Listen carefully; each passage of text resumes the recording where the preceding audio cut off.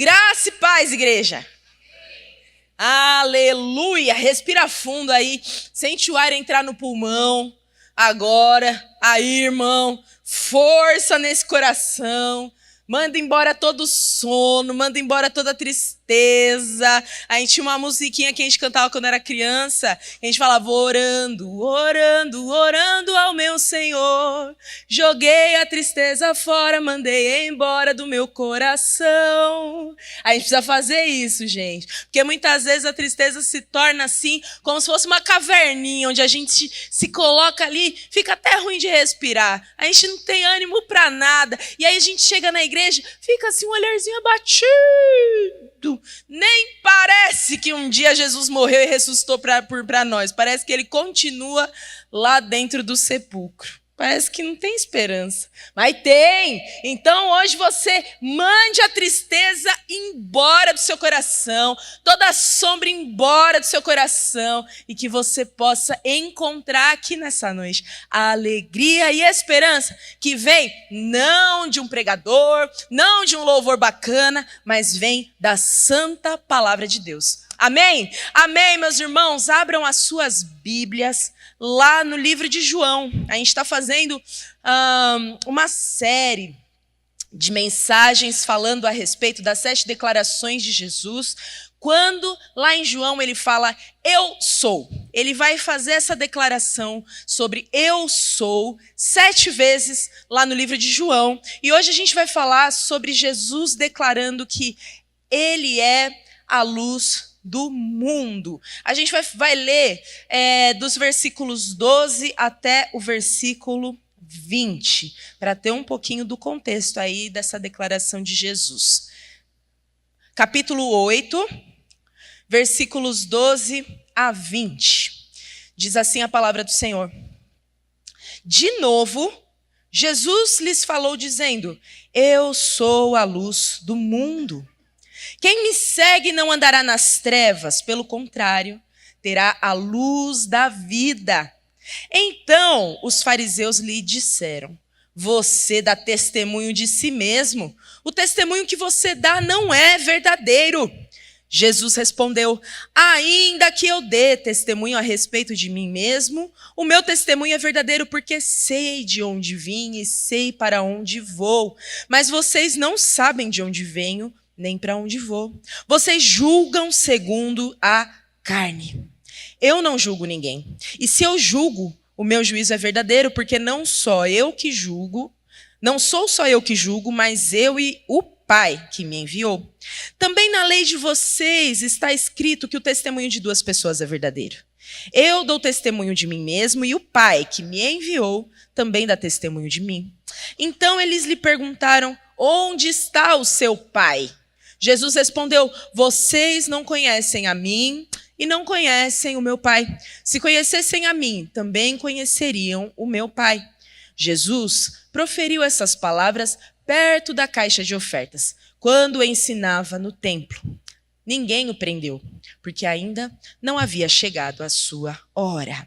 Vamos ter mais uma palavra de oração. Senhor, nosso Deus, eis aqui a tua santa palavra. Cremos, Senhor, que é o teu Espírito que ministra dentro de cada coração, daqueles que o Senhor chamou para si. Então, Senhor Deus, na fé de que é o Senhor quem fala, é o Senhor quem ministra e é o Senhor quem convence, nós oferecemos essa palavra, essa mensagem, Senhor Jesus, em adoração a Ti. Que seja agradável, Senhor, ao Senhor e que possa, Senhor, fazer a obra que o Senhor propositou no seu coração para essa noite. A tua palavra é como a chuva que vem do céu e molha a terra. Ela não volta para si vazia. Que seja assim em nós também. Em nome de Cristo Jesus. Amém. Aleluia, irmãos. Bom, a gente gosta de pegar e manter a Bíblia aberta, porque assim a gente consegue acompanhar tudinho que o texto tem para revelar para nós. E o texto de João 8:12 começa mostrando para a gente um contexto maior. Então Jesus ele não dá essa declaração sobre luz do mundo do nada.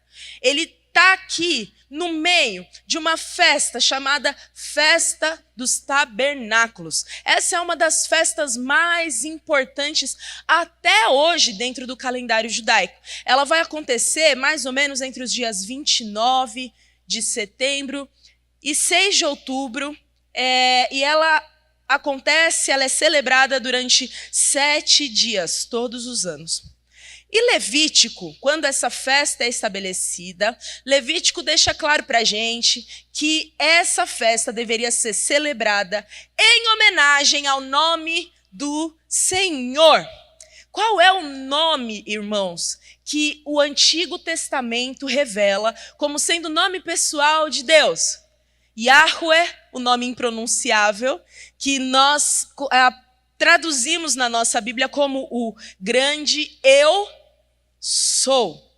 Então, ali naqueles 7 dias, o que estava sendo celebrado era o nome do grande Eu Sou. E é exatamente dentro desse contexto que o grande Eu Sou está se revelando em forma humana no meio daquela celebração. Essa festa era uma festa muito grande, muito esperada. Vinha gente de todos os vilarejos até Jerusalém participar. E nesse tempo, Jerusalém estava inundada de música, de dança, de canto. E haviam 2 celebrações específicas que aconteciam durante todos esses 7 dias. Todo dia de manhã ia acontecer a cerimônia da água. E o que isso tem a ver comigo? Calma, tudo a Bíblia vai responder. Se você abrir lá em João 7, do versículo 37 ao 39, a gente vai ter Jesus fazendo uma declaração, assim, digamos, chocante para aquele povo, no momento assim que era o auge da festa.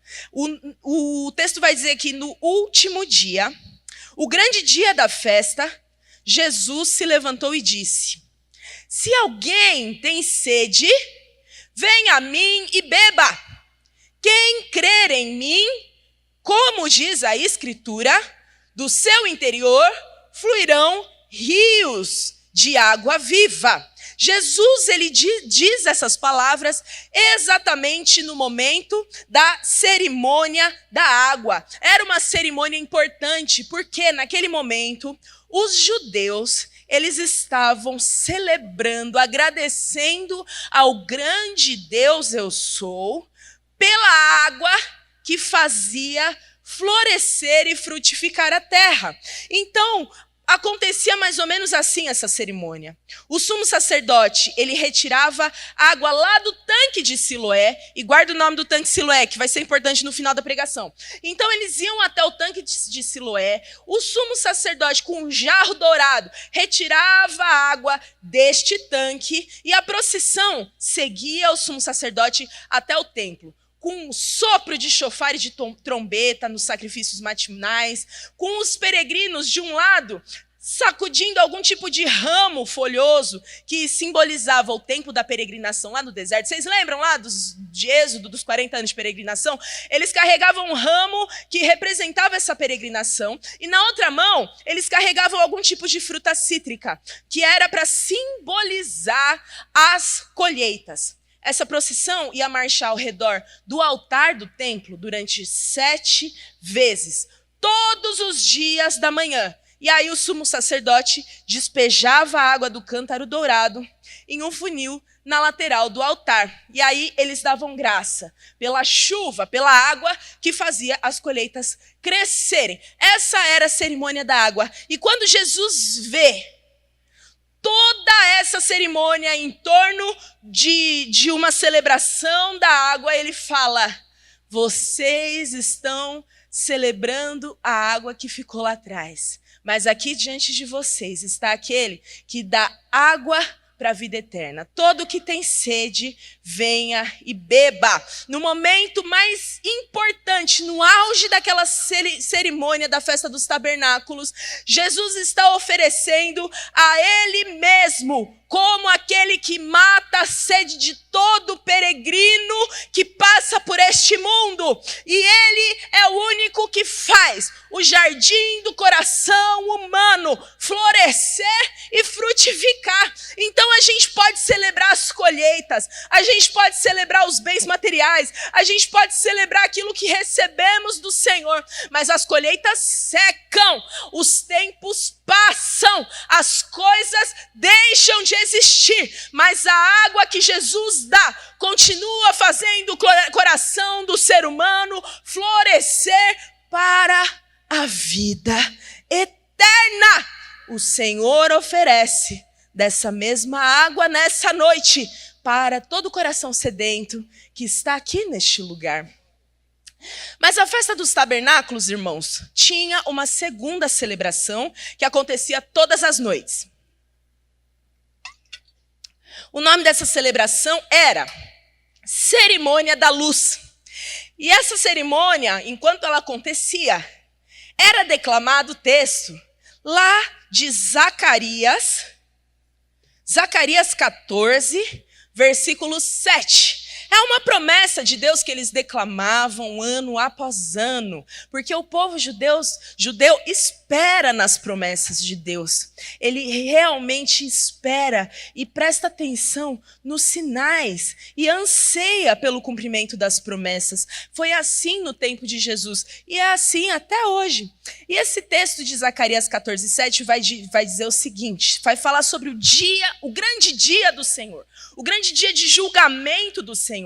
E fala que aquele dia será um dia singular, um dia conhecido do Senhor. Não haverá separação entre dia e noite, pois mesmo depois do anoitecer, ainda será dia claro. Naquele dia, águas vivas correrão de Jerusalém, metade delas para o mar ocidental e a outra metade para o mar oriental. Isso acontecerá tanto no verão como no inverno. O Senhor será rei sobre toda a terra. Naquele dia, um só será o nome do Eu Sou Senhor. E um só será o seu nome.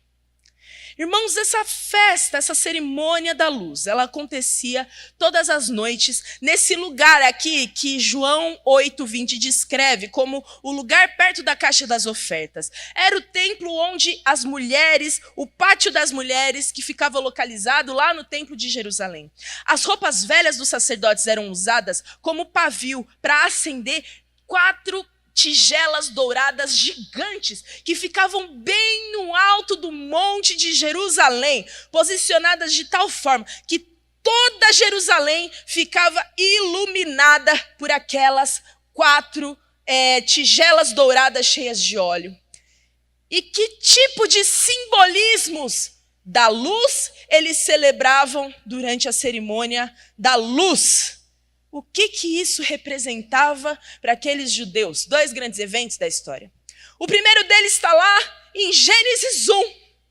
No princípio criou Deus os céus e a terra era sem forma e vazia, e o Espírito de Deus se movia sobre a face das águas, ou sobre a face do abismo. Então disse Deus, haja luz. Aquela festa dos tabernáculos durante a cerimônia da luz celebrava o momento em que do abismo houve luz sobre o caos. E ali ainda não havia sol. A gente vai ver que o sol vai ser criado depois. A lua vai ser criada depois. As estrelas vão ser criadas depois. Mas no princípio havia luz. E João, ele retrata esse mesmo momento lá em João 1, quando ele fala assim, que no princípio... Deixa eu abrir. Cabeça de grávida não funciona. Melhor não tentar. No princípio era o Verbo, e o Verbo estava com Deus, e o Verbo era Deus. Ele estava no princípio com Deus e todas as coisas foram feitas por ele, e sem ele nada do que foi feito se fez. A vida estava em quem, irmãos? Em Cristo, nele. E a vida era a luz dos homens. A luz resplandece nas trevas e as trevas não prevaleceram contra ela. A verdadeira luz da nova criação de Deus estava no meio do povo na noite em que a gente acabou de ler o texto aqui de João 11, quando Jesus declara ser a luz do mundo. A luz da nova criação de Deus estava ali declarando: eu sou a luz não somente que ilumina Jerusalém, mas eu sou a luz que ilumina o abismo escuro e trevoso deste mundo distante de Deus, deste mundo pecador. Eu sou a luz que ilumina todo o mundo. Mas aquele povo o rejeita.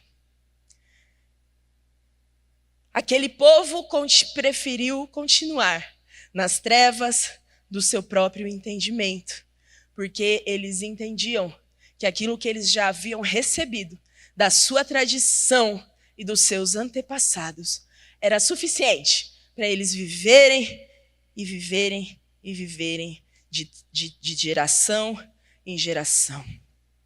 Mas havia um segundo simbolismo que eles celebravam naquela cerimônia, e esse simbolismo é daquela gigantesca coluna de fogo que guiou o povo, um povo que tinha mais de 3 milhões de pessoas, no meio da peregrinação de 40 anos no deserto.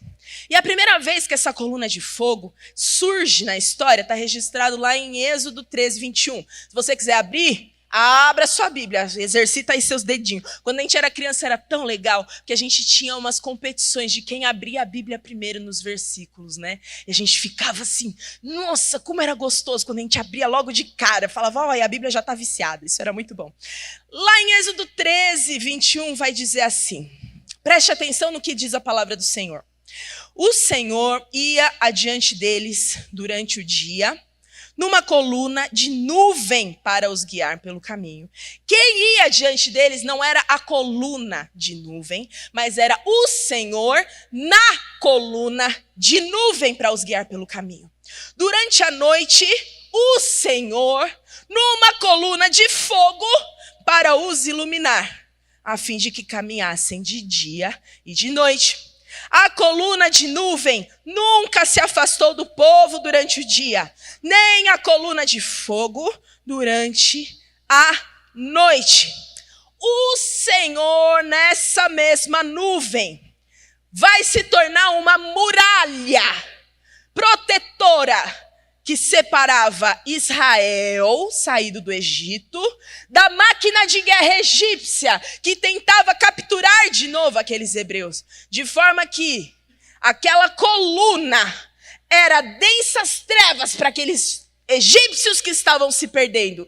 Mas aquela mesma coluna era luz protetora, iluminando o caminho daqueles que eram salvos.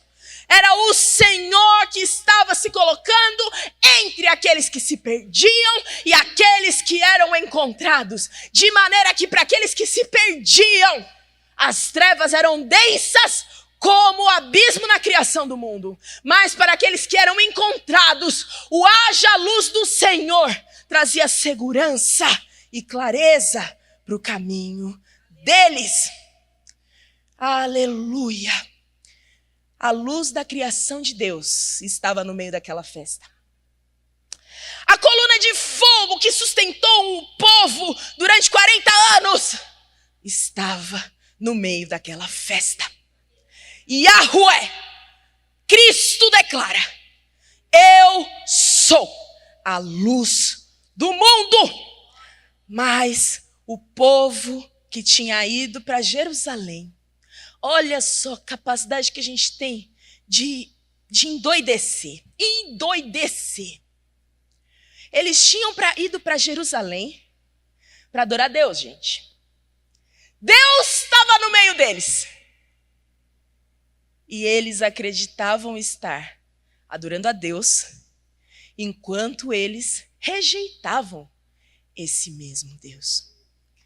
E é muito bom para nós nessa noite que essa declaração de Jesus sobre ele ser a luz do mundo tenha sido feita dentro desse cenário de uma festa religiosa importante chamada Festa dos Tabernáculos.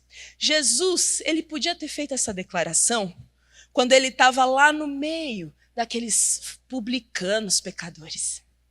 Ia ser mais fácil para a gente digerir isso, porque eles precisam mesmo de luz. Nossa, aquele povo vive em trevas. Mas nós já estamos resolvidos, tá tudo bem.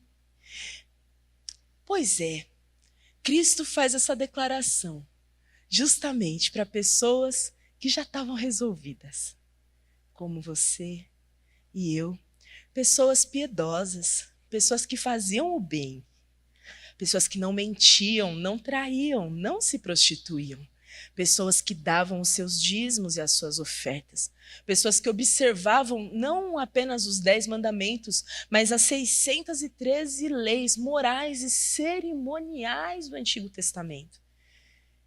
Cristo declara que é a luz do mundo para gente que era piedosa e religiosa, como nós somos. E é muito legal isso, porque quando a gente vê Jesus aqui nas palavras de João 8, tendo que falar com os fariseus e com aquela multidão, e os fariseus começam a questionar a veracidade das palavras de Jesus, a gente olha para os fariseus sempre com aquele famoso desdém, aquele cantinho de boca assim.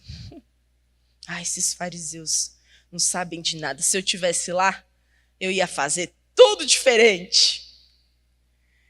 Mas a verdade é que nós podemos tropeçar na mesma coisa que aqueles fariseus tropeçaram. Sabe por quê? Porque os fariseus achavam que eles enxergavam tudo claramente. Mas, na verdade, eles estavam cegos.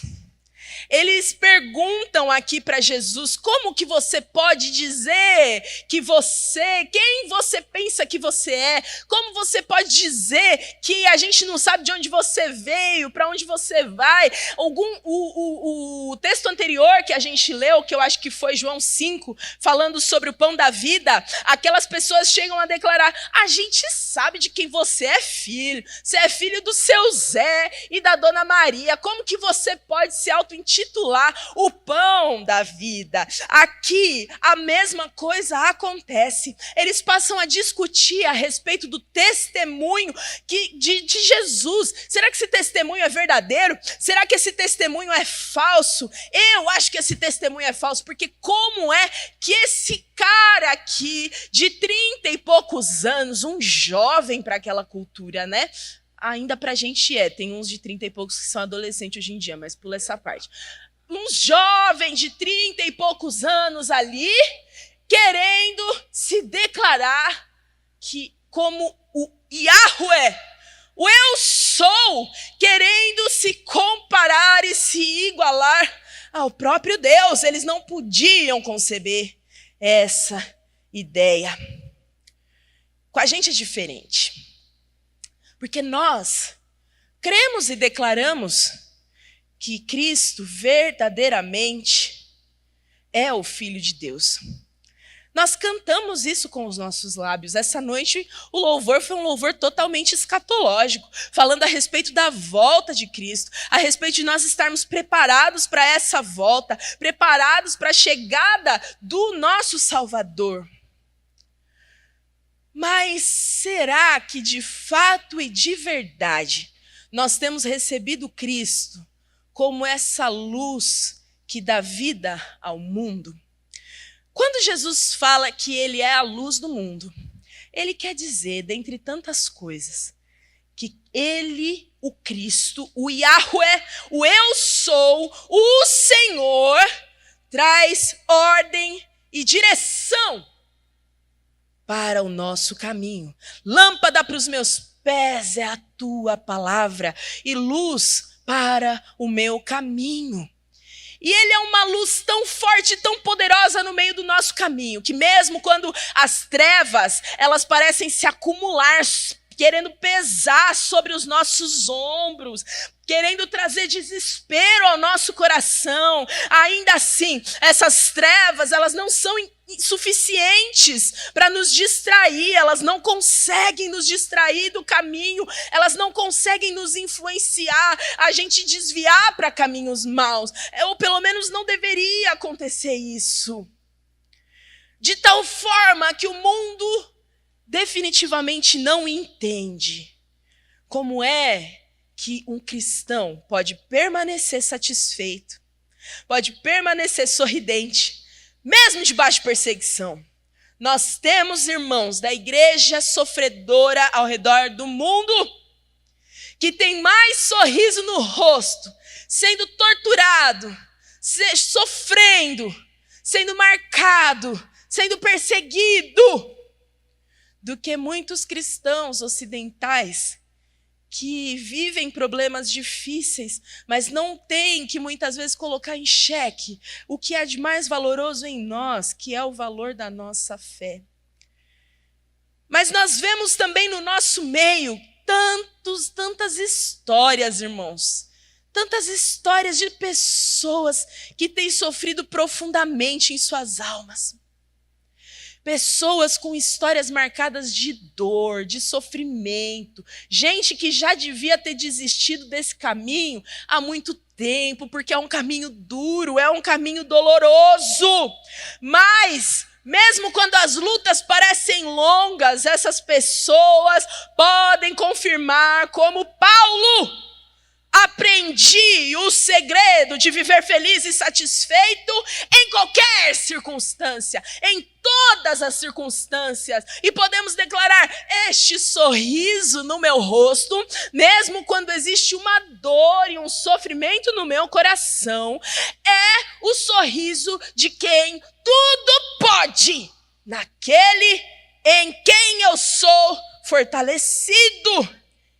Tudo posso naquele que me fortalece. A propósito, falando de Paulo.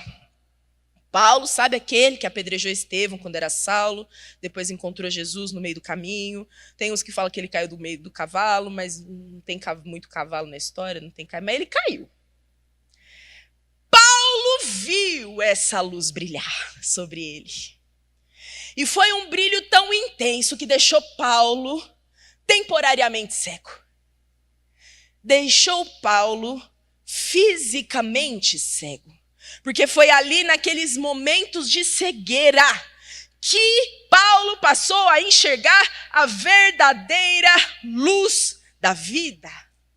A ponto de Paulo pegar o currículo dele, tudo que ele fez, tudo que ele conquistou, um jovem prodígio do judaísmo, ele pega todo o currículo dele lá em Filipenses e ele rasga. E ele diz: eu considero todas as coisas, todas, pense em alguma coisa importante para você, todas as coisas, eu considero tudo como perda, a fim de conquistar o verdadeiro prêmio.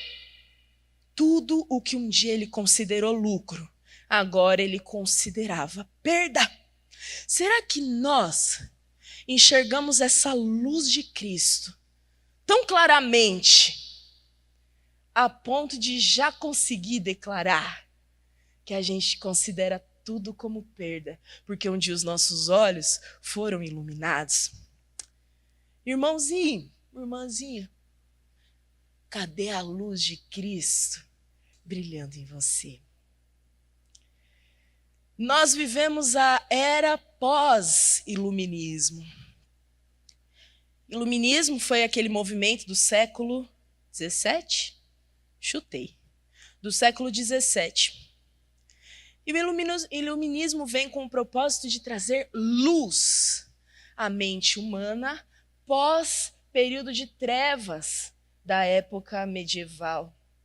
Luz sobre a ciência, luz sobre a religião, luz sobre todas as coisas, clareza sobre todas as coisas. Hoje a gente vive uma era de pós-verdade, porque todo mundo tem a sua própria verdade. A gente tem a nossa cabeça tão cheia de luz, tão cheia de conhecimento, tão cheia de informações, que a gente é uma geração que sempre está precisando saber.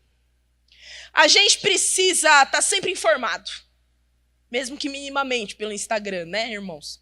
Mas precisa estar informado. A gente precisa que as nossas atitudes nesse mundo sejam calculadas, sejam minimamente, milimetricamente pensadas.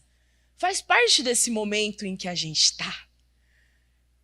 Quando a gente assiste The Chosen, não sei quantos de vocês já assistiram essa série, mas a gente recomenda, é muito bacana, aquece nosso coração assistir The Chosen. A gente percebe continuamente aqueles discípulos de Jesus, desesperados, porque eles estavam aqui, vai acontecer assim assado. Aí Jesus mudava todos os planos. E eles ficavam, mas Jesus, por que vai ser assim? Por que vai ser assado? Mas a gente não... Era uma doideira seguir Jesus, porque saía do controle daqueles discípulos. Como é que a gente consegue seguir a Jesus hoje? Com a nossa agenda, bonitona, com os nossos planos para os próximos 2, 5, 10, 15 e 20 anos, tudo já traçado, tudo programado, poupança para casa na praia, poupança para a escola das crianças, poupança para isso, poupança, tudo bonitinho, assim, ó, planilhado. Como seguir a Cristo? Porque Jesus fala aqui que ele é a luz do mundo e quem o segue não é quem o aceita. Porque às vezes a gente acha que é aceitar. Você aceita Jesus? É óbvio. Gente, óbvio. Você quer a vida eterna? Óbvio. Você quer morar no céu? Óbvio. Mas não é suficiente aceitar. Aceitar. É tipo quando a gente aceita um convite para ir na casa de alguém, sabe aqueles assim? Temos que marcar lá. Verdade. Vamos marcar. Para quando? A gente vê. Aceitou, mas não comprometeu muito o coração ali. Vamos ver se dá, se não der, se der, se deu, se não der, não deu e tá tudo certo. Às vezes a gente entende aceitar Cristo dessa forma. Eu aceito, mas o quanto de mim eu comprometo nisso? Igreja uma vez por semana, entrar na escala de algum ministério uma vez por mês, porque preciso servir. Ler a Bíblia assim de vez em quando. Ver umas pregações, uns podcasts cristãos para não ficar chato. Pronto, sigo a Cristo. Não, irmãos. Quando você assiste The Chosen, você percebe que é seguir a Cristo. Você percebe que é perder completamente o controle sobre a sua vida de falsa luz. Você percebe que tudo aquilo que você sabia a respeito de você, tudo aquilo que você achava saber a respeito de Deus, precisa agora ser colocado à luz da luz do mundo. E aí você percebe que agora você vai mergulhar em lugares mais profundos com Cristo, lugares que parecem escuros à sua vista, porque você não sabe qual é o próximo passo. Mas Cristo está garantindo, quem me segue, mesmo em lugares escuros. Salmo 23 fala, se eu passar pelo vale da sombra da morte, é pelo vale da sombra da morte que o Senhor garante, Ele está comigo, a luz da vida está comigo, a luz do mundo está comigo, por isso eu não temerei. Mas é o vale da sombra da morte. Quem de nós está disposto a confirmar a declaração desse salmista? Eu também posso passar pelo vale da sombra da morte. E por mais que o temor venha ao meu coração, ele não me dominará, porque eu sigo a luz do mundo. Irmãos, aleluia. A gente corta agora para a cena do capítulo 9 de João. E na cena do capítulo 9 de João, a gente vê Jesus curando um cego de nascença. Jesus tinha sido desprezado e rejeitado naquela festa dos tabernáculos, que dizia adorá-lo, mesmo sem saber a sua identidade humana. Dizia adorá-lo ao Senhor e despreza o próprio Senhor. Mas aqui no capítulo 9 a gente vê Jesus fazendo um sinal que confirma a declaração dele a respeito da luz do mundo. O cego de nascença era uma coisa complicada, porque a tradição judaica ia afirmar que alguém que estava enfermo de uma maneira tão irreversível como aquele cego só poderia estar sofrendo as consequências de algum pecado. Então, o diálogo começa com os discípulos perguntando para Jesus: Mestre, quem pecou para que esse homem nascesse cego? Foi ele mesmo ou foram os seus pais? E Jesus responde assim, acompanha comigo aí. Nem ele pecou, nem os seus pais, mas foi para que se manifestem nele as obras de Deus. É necessário que façamos as obras daquele que me enviou enquanto é dia. A noite vem, quando ninguém pode trabalhar. Enquanto eu estou no mundo, sou o quê, irmãos? A luz do mundo. Dito isso, cuspiu na terra, e tendo feito lodo com saliva, aplicou aos olhos do cego e disse-lhe, ó, que eu tinha falado para vocês guardarem o nome do tanque, que era o quê? Siloé. Disse-lhe, vai, lava-te no tanque de Siloé, que quer dizer enviado. Então foi, lavou-se e voltou vendo. Aleluia. Aquele que é a luz do mundo e estava no princípio com Deus, opera mais uma das suas obras criadoras, porque do barro ele forma uma espécie de lama que forma naquele homem uma nova visão. Esse é o sinal que acompanhou a declaração de Jesus sobre eu sou a luz do mundo. Da mesma maneira que há um sinal que acompanha a declaração eu sou o pão da vida, que era qual? A multiplicação dos pães e dos peixes. Aquele cego, ele tinha passado a vida inteira sem enxergar. Mas agora ele estava vendo com mais clareza do que aquelas pessoas que tinham enxergado a vida inteira. Fato é, irmãos, que a cegueira que nos impede de seguir a luz do mundo, talvez seja porque a gente nunca tenha reconhecido a nossa cegueira. Estar na igreja não é a mesma coisa que estar em Cristo.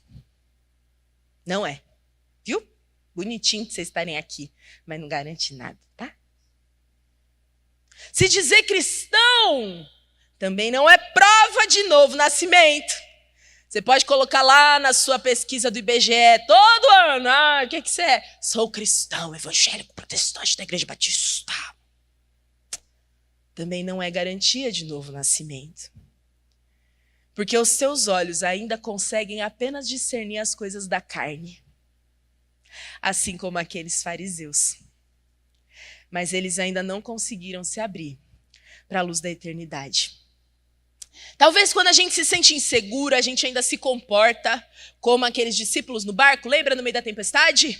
Senhor, não te importa que pereçamos. O desespero toma conta da gente porque a gente só consegue ver a situação que está diante dos nossos olhos. A gente só consegue julgar as coisas com os olhos da carne. Talvez quando a gente medita na palavra do Senhor e a gente percebe que algum ensino dele está sendo muito duro, muito estranho, muito difícil de digerir por causa desse momento de pós-verdade que a gente vive, a gente se incomoda tanto com aquilo que a gente tenta adaptar a narrativa do evangelho para o nosso estilo de vida. João 3, 16 a 21... vai falar para nós, deixa eu abrir. É o versículo mais importante, mais conhecido de todo o universo. Porque Deus amou o mundo de tal maneira que ele deu seu Filho unigênito para que todo aquele que nele crê não pereça, mas tenha vida eterna. Porque Deus enviou seu Filho ao mundo não para que o mundo condenasse, não para que ele condenasse o mundo, mas para que o mundo fosse salvo por ele. Quem nele crê não é condenado. Mas o que não crê já está condenado porque não crê no nome do unigênito Filho de Deus. E a condenação é essa, irmãos. A luz veio ao mundo, mas os homens amaram mais as trevas do que a luz, porque as suas obras eram más. Pois todo aquele que pratica o mal detesta a luz e não se aproxima da luz, para que as suas obras não sejam reprovadas. Quem pratica a verdade se aproxima da luz, para que as suas obras sejam manifestas, porque são feitas em Deus. Ainda, irmãos, que aquelas verdades da palavra do Senhor pareçam tão indigestas ao seu coração pós-moderno. Irmão, minha irmã, em nome de Jesus, aproxime-se da luz cada vez mais, para que as suas e as minhas obras más venham à tona e a gente consiga desfrutar verdadeiramente da luz da vida. Aleluia. Estou terminando. O mesmo João que escreveu esse evangelho aqui, ele deixa uma carta de recomendação, na verdade 3 cartas de recomendação, lá no final, antes de Apocalipse, que ajudam a gente a perceber e reconhecer. Se eu e você tivermos os nossos olhos abertos para a luz da vida, ou se a gente ainda continua cego.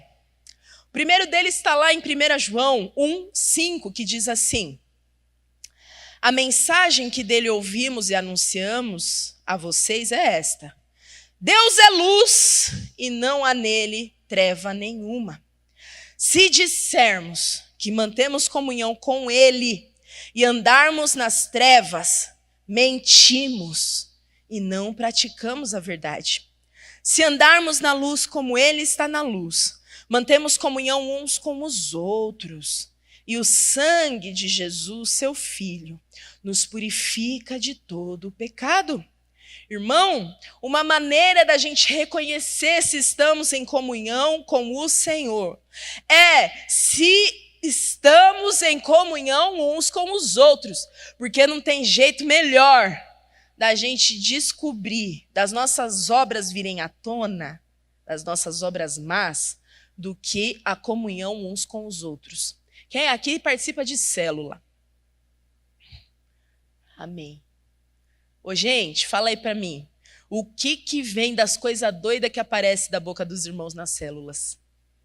Eu fico pensando, imaginando. Deve ser uma coisa assustadora. O que a gente consegue perceber na comunhão e o que os outros percebem a nosso respeito na comunhão ajuda a gente a caminhar na luz do Senhor. Aquele irmão que vive escondido em casa e só vem no culto aos domingos, como é que ele vai perceber as suas próprias misérias se ele só tem ele mesmo como parâmetro? Aí é fácil. Eu sou espiritual. Quem disse isso para você? Eu mesma. No espelho lá de casa. Não funciona. Mas o segundo texto de 1 João está lá no capítulo 2, versículo de 9 a 11.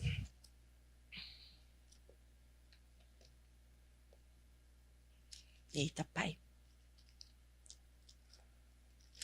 João 2, de 9 a 11, que vai dizer assim: quem diz estar na luz, mas odeia o seu irmão, está nas trevas até agora. Quem ama o seu irmão permanece na luz, e nele não há tropeço nenhum. Mas quem odeia o seu irmão está nas trevas, anda nas trevas, vive continuamente nas trevas e não sabe para onde vai, porque as trevas lhe cegaram os homens, lhe cegaram os olhos, perdão. Irmãos, o encontro verdadeiro com Cristo nos aproxima uns dos outros. Então eu quero convidar você a, quando você estiver saindo daqui, não vai correndo para o seu carro. A tentação é grande. Você quer ir para casa assistir Fantástico, mentira. Você quer ir para casa ver os lances da jogada lá, os homens e tal. Mas para um tempinho e cumprimenta um irmão, cumprimenta 2, cumprimenta 10 e abrace sinceramente esses irmãos e declare uma semana de vitória sobre esses irmãos, não como a gente faz assim, uma semana de vitória, Deus abençoe, amém. Não, mas sinceramente, de coração, de verdade, olhando no olho desse irmão, tenha uma comunhão santa com ele. Amém. Talvez, meus irmãos, confiar na nossa tradição evangélica tenha nos tornado cegos para a luz da vida. Assim como aquele Saulo estava cego quando ele consentiu com a morte de Estevão, por causa do profundo zelo da tradição que ele tinha aprendido.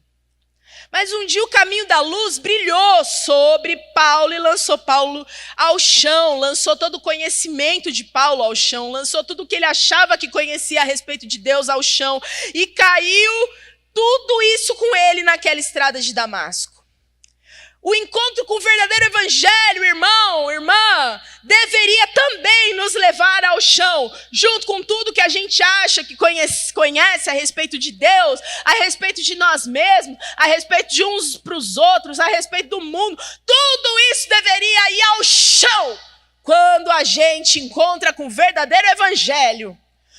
Mas para que ele verdadeiramente nos encontre dessa forma, para que a luz do mundo brilhe no nosso interior, a gente precisa encontrar com a nossa cegueira de nascença e reconhecer que somos cegos, pobres e nus diante da soberania, da imensidão, do Deus imensurável, profundo em riqueza, em sabedoria, em conhecimento, o Deus onde estão as coisas insondáveis.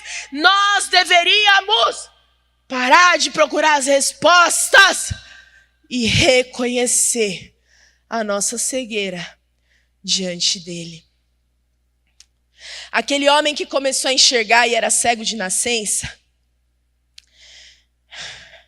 ele começa enxergando aquele que havia tocado nos seus próprios olhos, que até então ele não sabia quem era.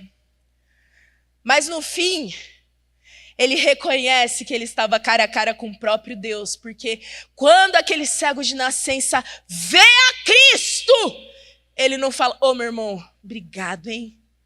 Gentileza sua. Não. Aquele cego se prostra e adora o Senhor.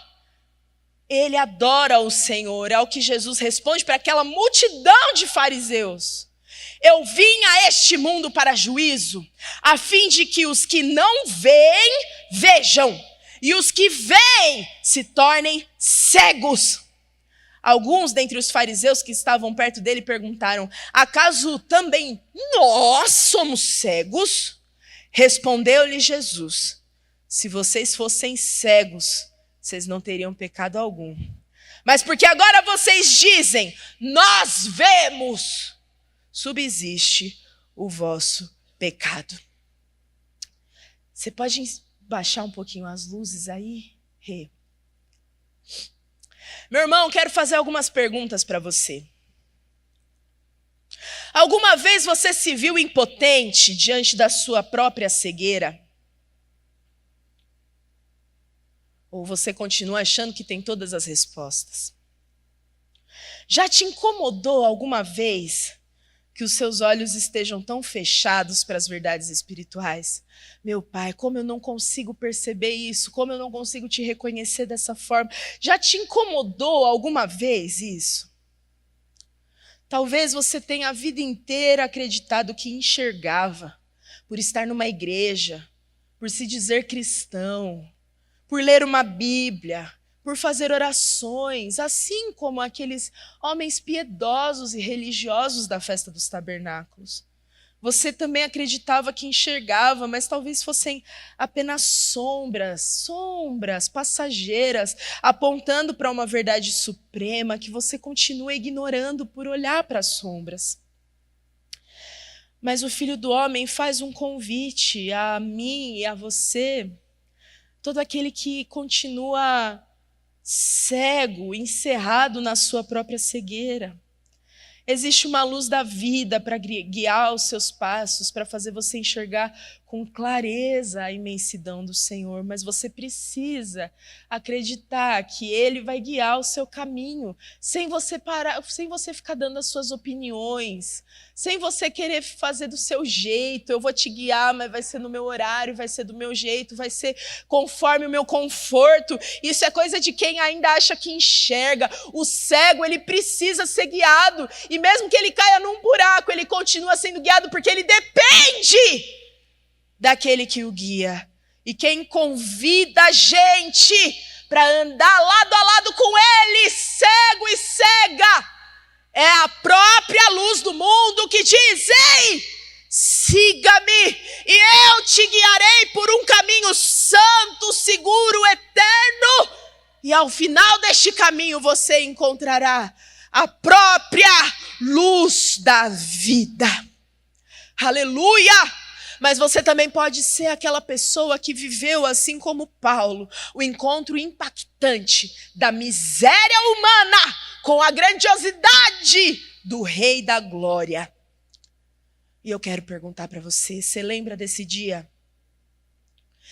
Você lembra do momento em que você percebeu que você estava completamente nu, vestido de trapos e foi convidado para a mesa do rei? E naquele lugar ele te cobriu com roupas nobres, ele colocou um anel no seu dedo e sandália nos seus pés. Você se lembra desse dia? Se você continua cego e você percebeu isso nesta noite, feche os teus olhos. Eu convido você a orar fervorosamente, clamando como aquele cego Bartimeu na estrada: Filho de Davi, tem compaixão de mim. Clame fervorosamente, para que as escamas dos seus olhos caiam nessa noite, assim como caíram dos olhos daquele cego. Porque haverá um dia, irmãos, que essa profecia de Zacarias 14 vai se cumprir plenamente. E esse dia ele está registrado lá em Apocalipse 21, 22, quando diz que João, ao ver a cidade santa, ele não viu o santuário na cidade, porque o santuário é o Senhor, o Deus Todo-Poderoso e o Cordeiro. A cidade também não precisa de sol nem de lua para dar claridade, assim como lá no princípio de todas as coisas, porque a glória de Deus é que a ilumina, e o Cordeiro é a sua lâmpada. As nações andarão mediante a sua luz, e os reis da terra lhe trazem a sua glória. Os seus portões jamais se fecharão de dia, pois nela não haverá noite, e lhe trarão a glória e a honra das nações. Nela não entrará nada que seja impuro, nem o que pratica abominação e mentira, mas somente os inscritos no livro da vida e do Cordeiro. Irmão, irmã, que nós possamos curvar as nossas cabeças em humilhação nessa noite diante deste Rei. Porque esse dia, irmãos, em que a luz da vida iluminará a cidade santa de tal forma que não haverá mais noite ali, esse dia ele vai chegar.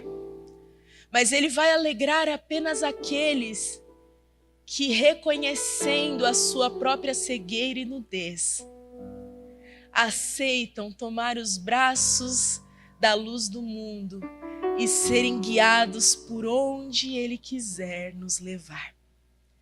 Mesmo quando a gente passa pelo vale da sombra da morte, e alguns irmãos aqui podem estar vivendo no meio desse vale, talvez há décadas.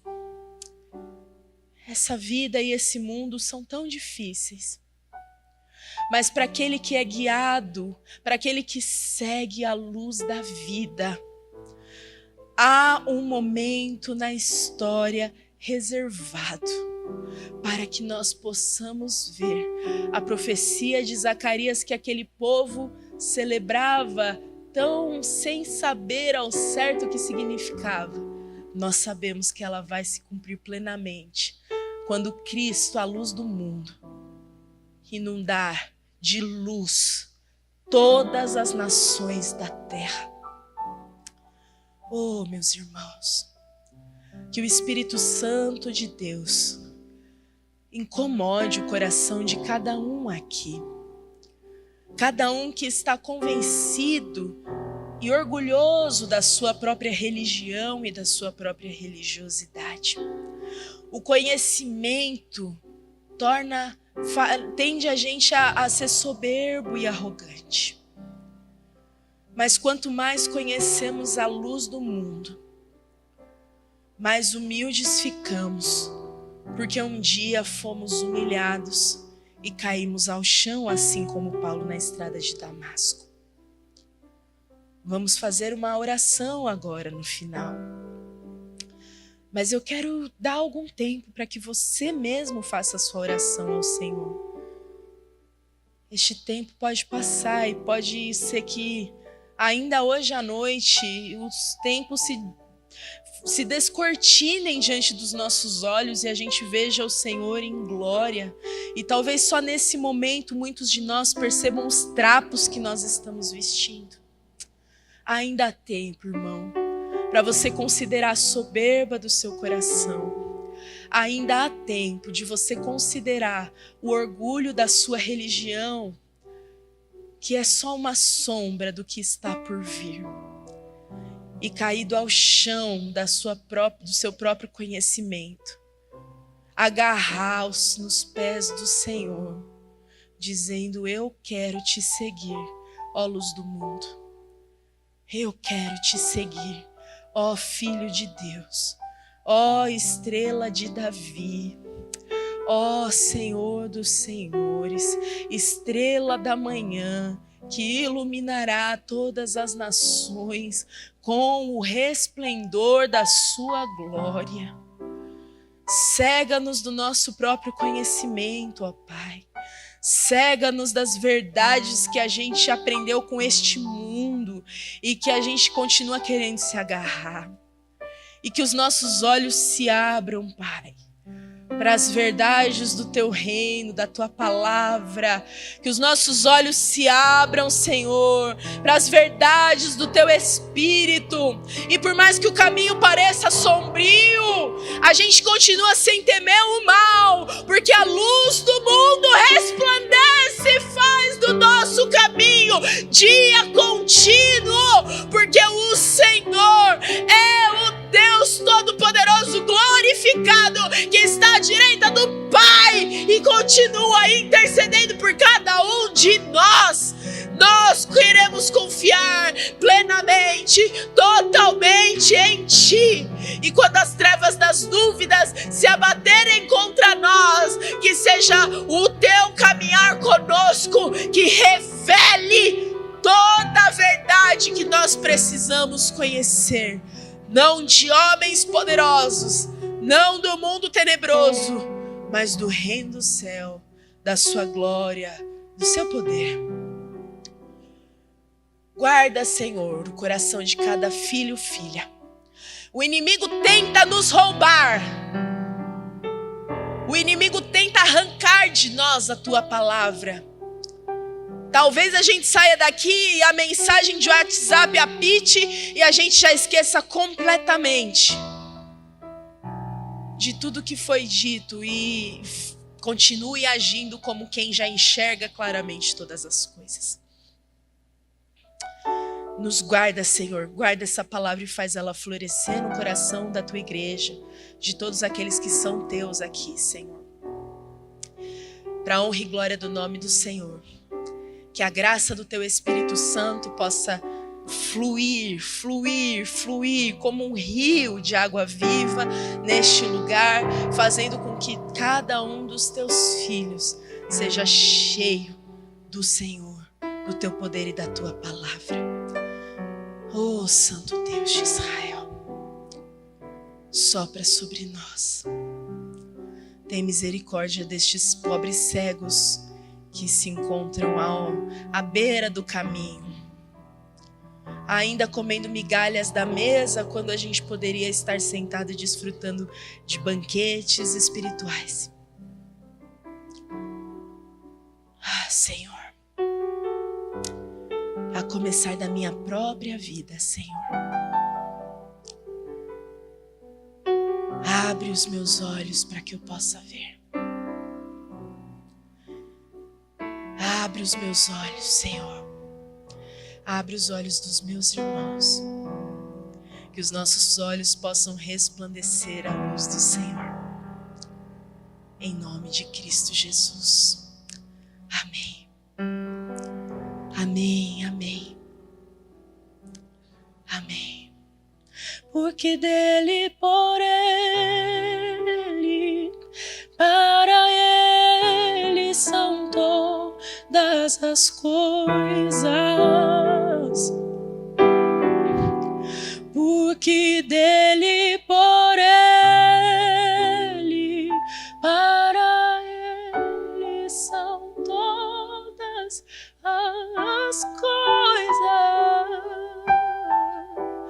Porque dele, por ele,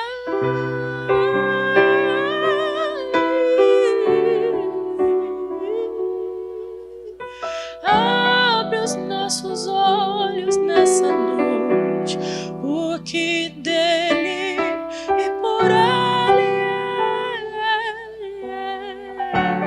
são todas as coisas.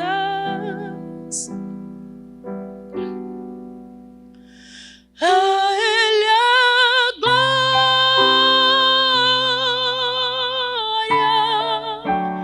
a ele a glória,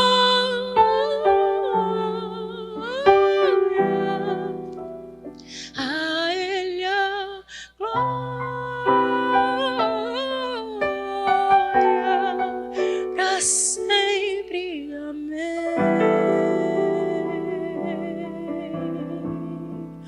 Quão profundas riquezas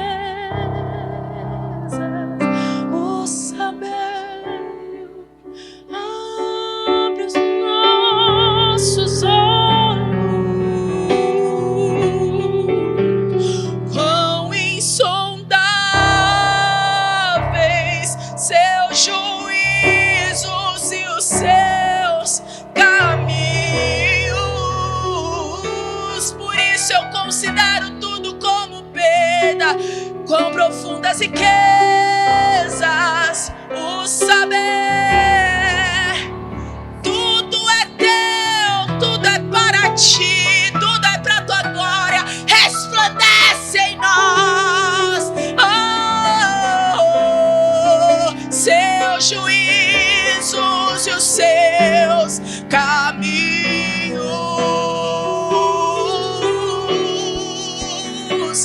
A ele a glória,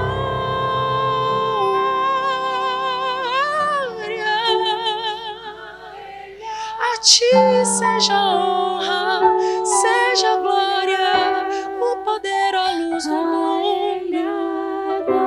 Abre os nossos olhos, conduz-nos por um caminho santo, lâmpada para os meus pés, a ele a verbo da vida. Em ti está a vida, e a vida é a luz dos homens.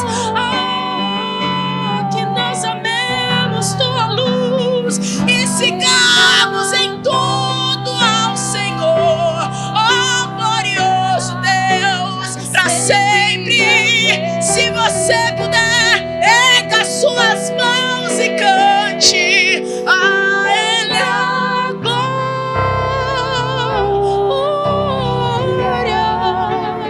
a ele a glória,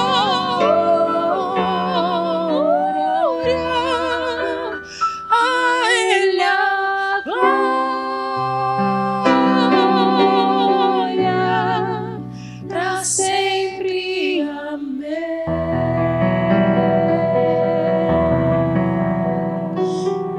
Aleluia. Que o amor do nosso Deus e Pai, que a graça de Jesus Cristo, essa graça, irmãos, que vai nos capacitar, que tem nos capacitado a guiar, a segui-lo por onde quer que Ele vá. Que essa graça de Jesus Cristo e que as eternas consolações, a comunhão do Espírito Santo de Deus esteja com cada um de nós.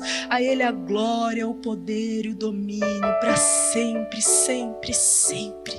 Que você vá na paz do Senhor, que você encontre a vida do Senhor, a alegria do Senhor. Em nome de Cristo Jesus. Amém.